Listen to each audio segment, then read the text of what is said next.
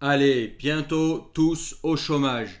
L'IA, la fameuse intelligence artificielle, va faire des ravages. En tout cas, ça va changer nos métiers. Ça va changer le monde du travail. Ça va changer beaucoup de choses dans nos sociétés, j'en suis certain. Maintenant, la question c'est est-ce que toi tu vas être impacté? Est-ce que moi je vais être impacté? Et sous quelles conditions on va être impacté? Et comment tirer notre épingle du jeu? Je t'invite à t'abonner, partager, mettre ton pouce si tu trouves les vidéos intéressantes et à commenter en bas et à me dire ce que tu en penses, ce que tu penses de l'intelligence artificielle et des conséquences que ça va avoir dans nos vies, dans notre travail, etc. Écoutons ça. D'Adrien pour vous, Chloé. Je suis développeur depuis 10 ans. Je me demande, avec tous les nouveaux métiers de l'IA, est-ce que nos formations ne sont pas déjà dépassées? Alors, c'est vrai que l'IA aujourd'hui pose des questions sur à la fois le contenu des formations.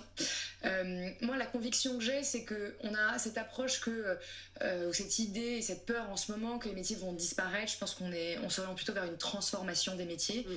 Alors là, il est question d'un développeur informatique. Et ben, je vais te dire, si aujourd'hui j'étais programmeur informatique et que ma façon de gagner ma vie, c'est les lignes de code, j'aurais vraiment peur pour mon métier. Parce que l'intelligence artificielle, un jour, ce qu'elle va pouvoir faire, elle va pouvoir te pondre des sites internet, évidemment, mais aussi des applications complexes, comme ça, en un claquement de doigts. Tu diras une IRA quel genre d'application que tu veux, les fonctionnalités, les couleurs, etc., les boutons, et l'IA, elle va te sortir l'application. Tu n'auras juste qu'à améliorer quelques points. Et ton job de développeur, eh ben, ce sera juste de l'amélioration d'un travail qu'une IA a fait. En gros, l'intelligence va être de moins en moins payée. Ce qui paye aujourd'hui dans notre société, c'est le fait d'être intelligent. Les métiers, par exemple, manuels, pour lesquels il faut quand même être intelligent, mais bon, passons pour l'exemple, sont pas aujourd'hui des métiers valorisés. Ce qui est valorisé aujourd'hui, c'est être intelligent. Pour être programmeur informatique, il faut des connaissances, il faut de l'expérience, il faut être intelligent, tu vois. Ingénieur, par exemple, tu vois, docteur, ce sont des métiers pour lesquels il faut être intelligent, il faut avoir étudié. Et bien ces métiers-là, à mon avis, ce seront les métiers les premiers à se prendre une tannée. Parce que l'intelligence artificielle sera plus intelligente que nous, et notamment plus rapide que nous, pour développer, par exemple, des applications, des sites, etc., des fonctionnalités, des choses que tu télécharges sur ton ordinateur, au téléphone, pour pouvoir exécuter des tâches ou vendre quelque chose sur Internet. Donc si j'étais programmeur informatique, franchement, j'aurais peur pour mon avenir. Ou du moins, je changerais de métier maintenant. Je me demanderais maintenant qu'est-ce que je peux faire pour pas me prendre une raclée dans les 5-10 ans à venir. Dis-moi ce que tu en penses en commentaire. Il est très probable que les fondamentaux de ces métiers restent. Dans le cas par exemple du développement informatique, on va continuer à construire des projets informatiques, créer des solutions, concevoir des solutions à destination des utilisateurs, découper des problèmes, etc.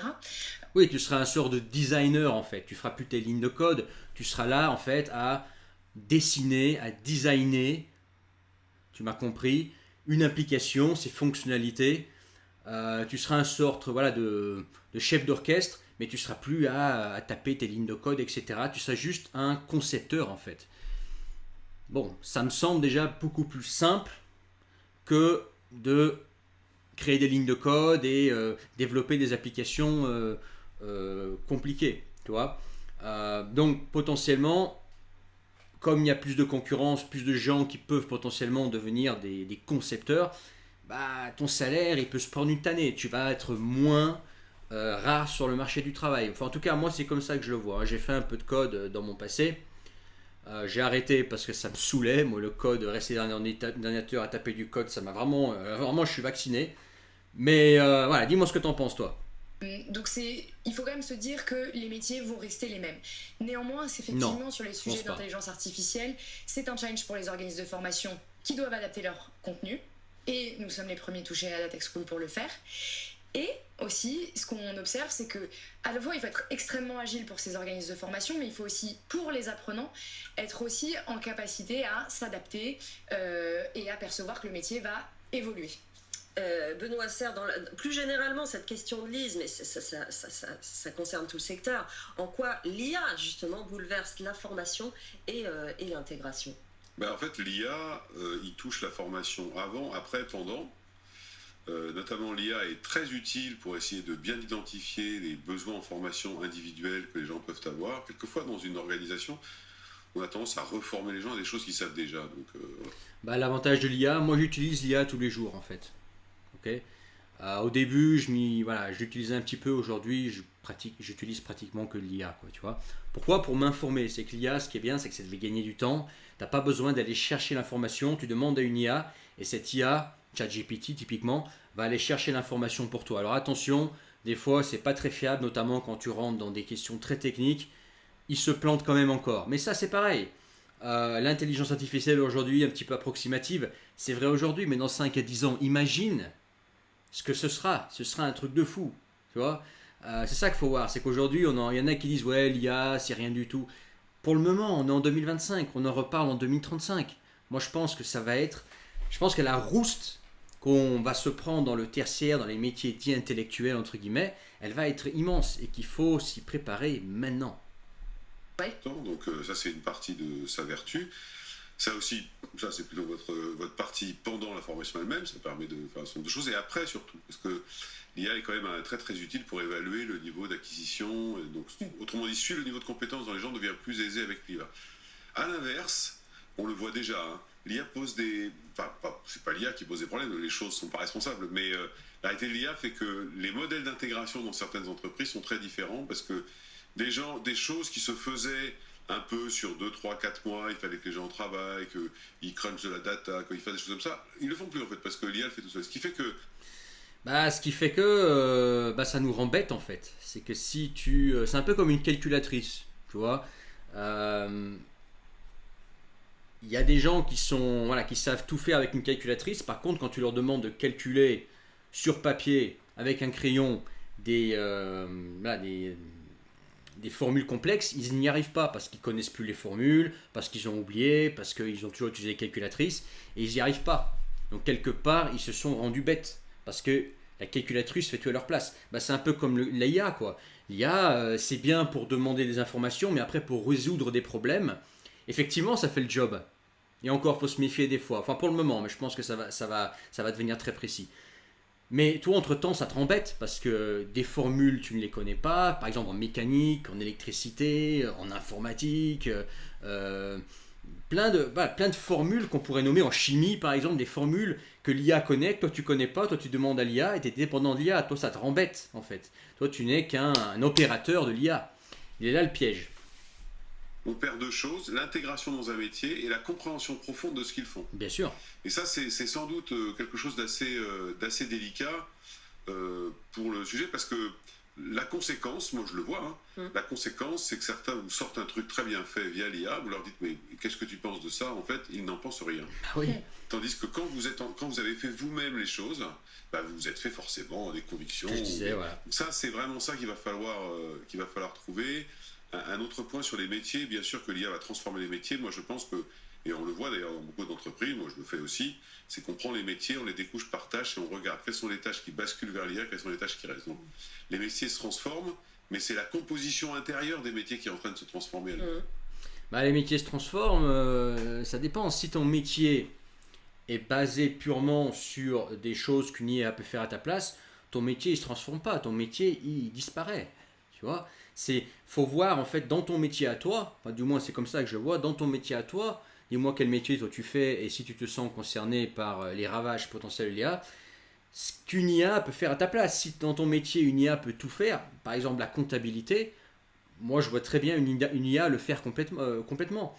Pareil dans le droit. Le droit, tu peux faire 80% des choses par une IA pour gagner du temps, tu vois. Faut voir en fait à quel point l'IA peut faire des choses dans ton métier. Si l'IA peut pas te remplacer, que par exemple ton métier à toi c'est utiliser tes mains et qu'un robot, une IA peut pas remplacer tes mains d'humains qui ont une certaine une finesse, un certain toucher, etc. Là tu es safe au niveau métier.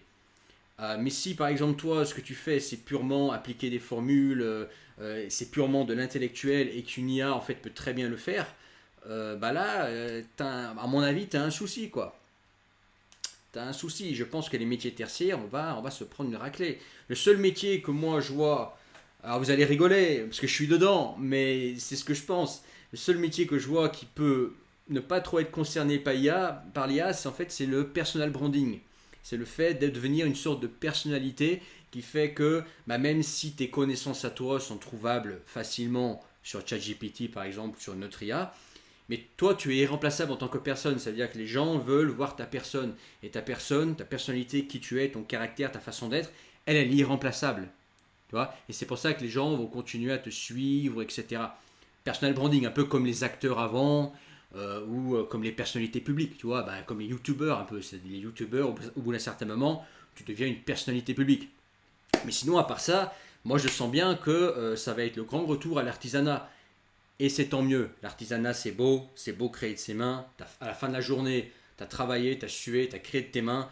Tu vois ta création, tu vois tes résultats, et je trouve qu'il n'y a rien de plus gratifiant. Pourquoi on s'est tous mis dans les métiers tertiaires, dans les métiers, on va dire, à taper des lignes de code, comment dire, les métiers de l'information? C'est parce que pendant longtemps, et encore aujourd'hui, c'est là où il y a l'argent et les boulots planqués.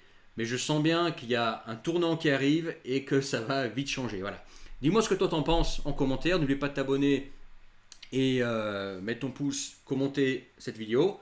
Dans la description, le premier lien, tu peux rejoindre mes contacts privés, le canal Telegram et recevoir tous mes messages à venir. Et si tu veux qu'on se parle, toi et moi, qu'on se bloque un créneau pour se parler en visio, ok, que toi et moi en privé, tu peux réserver ça dans la description. Tu cliques sur le premier lien, tu t'inscris et tu réserves. Et une fois que tu as réservé, on convient d'une date et d'une heure précise qui te convient pour se parler et aborder le sujet que tu veux. Ça peut être en lien, par exemple, avec la transformation des métiers, voire la disparition, je pense, de certains métiers à venir, et comment nous on peut tirer notre épingle du jeu, comment on peut se retourner, comment on peut penser maintenant à ce qui va arriver dans 5 à 10 ans et éviter de se prendre une grosse raclée.